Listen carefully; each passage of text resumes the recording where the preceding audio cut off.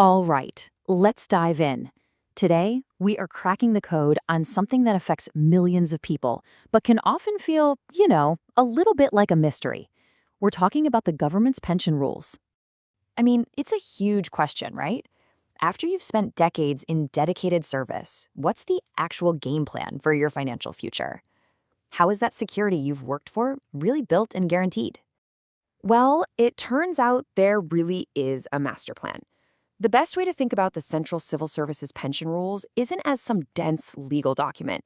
Instead, picture it as your official retirement toolkit, packed with specific tools made for just about every situation you could run into. Now, when we open up this toolkit, we find 5 main tools inside. You can think of them as 5 different pension paths. Each one is designed for a specific life event, making sure there's a clear plan no matter when or why you might leave your service. So, let's take a look. First up is the one you've probably heard of the most, the superannuation pension. This is your standard go-to tool. It's for a normal retirement. You hit the age of 60, and as long as you've put in at least 10 years of service, this tool kicks in to give you that steady, reliable income. Simple as that. But what if you don't want to wait until you're 60? Well, that's exactly what the retiring pension is for. This is your early exit tool. Once you've clocked in 20 years of qualifying service, you get the option to retire voluntarily. It really gives you the flexibility to decide your own timeline. Okay, now sometimes things change that are out of your control. Let's say your specific job post is abolished. That's where the compensation pension comes in as a critical safety net. As long as you have at least 5 years of service, this tool makes sure you're not left in a tough spot because of some organizational restructuring. Life can throw curveballs, and your health has to come first. The invalid pension is another one of those essential safety net tools. If a medical board certifies that you have a permanent incapacity that stops you from continuing your service, this pension is there to provide financial support right when you need it the most. And finally, we have what you could call the legacy tool. The family pension is all about making sure your years of service also protect your loved ones. So if an employee passes away, this provides vital financial support to their family, offering a bit of security during what's obviously a very difficult time.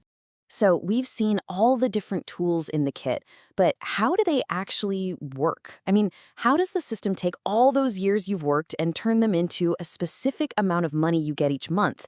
Let's pop open the user manual and break down exactly how it's calculated. It really just boils down to 3 pretty straightforward steps. First, they figure out your emoluments, which is just the average of your basic pay plus your dearness allowance over your last 10 months of work. Step 2, they take half of that number, 50%.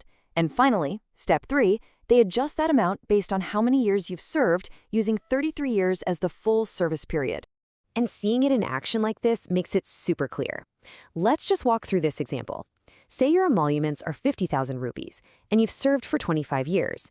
The math works out to a monthly pension of about 18,939 rupees. So you see, it's a predictable formula. And here's another key thing. There's a safety net. The minimum pension is always fixed at 9,000 rupees a month. Okay, but your toolkit has more than just the monthly pension. There's a really powerful add-on that comes with it.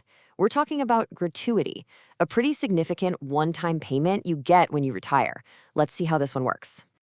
The first thing you absolutely need to know is the new ceiling for this. As of July 2024, the maximum tax-free gratuity you can get is a whopping 25 lakh rupees. Yeah, that's a number that'll make you sit up and pay attention. So what exactly is gratuity? Well, it's a tax-free lump sum payment you get as a thank you for your service. To get it, you only need a minimum of 5 years in. The final amount is based on your last salary and how long you've served. And that recent jump to a 25 lakh rupee tax-free limit, that makes it a much bigger deal for retirees now. All right, let's talk about another optional tool in the kit. But this one involves a bit of a trade-off. It's called commutation. And what it lets you do is get a big chunk of cash right away in exchange for a piece of your monthly pension for a while.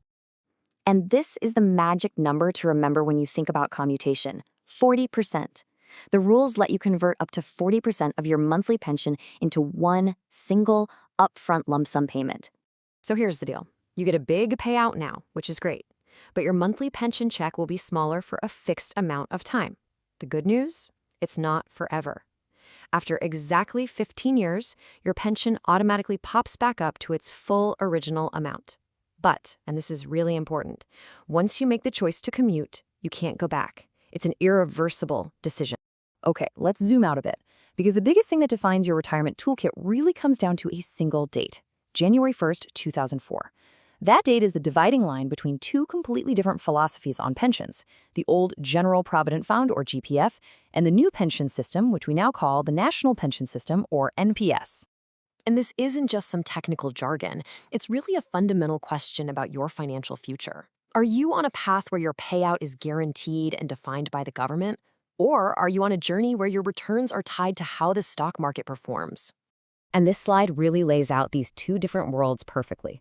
If you're under the old GPF system, you contribute to a fund, sure, but the government gives you a totally separate, guaranteed pension. It's predictable, it's safe. Under NPS, it's more of a team effort. Both you and the government put money into a fund that's invested in the market. Then, when you retire, you can take a big chunk as a lump sum, and the rest is used to buy you a lifelong income stream, which is called an annuity. But wait, the story doesn't stop there.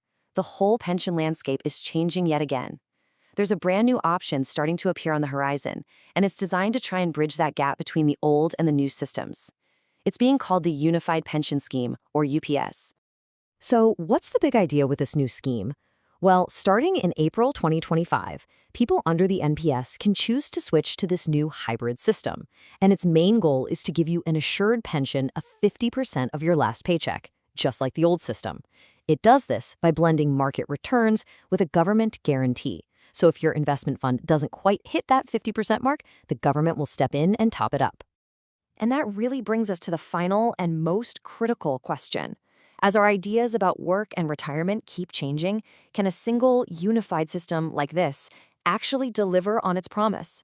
Can it really give us the best of both worlds, the guaranteed safety of the old way with the growth potential of the new one? You know, that phrase really says it all, doesn't it? The security of the old and the growth of the new. That's the challenge. But it's also the ultimate goal, to make sure everyone has financial dignity after a lifetime of service. Thanks so much for joining me to break this all down.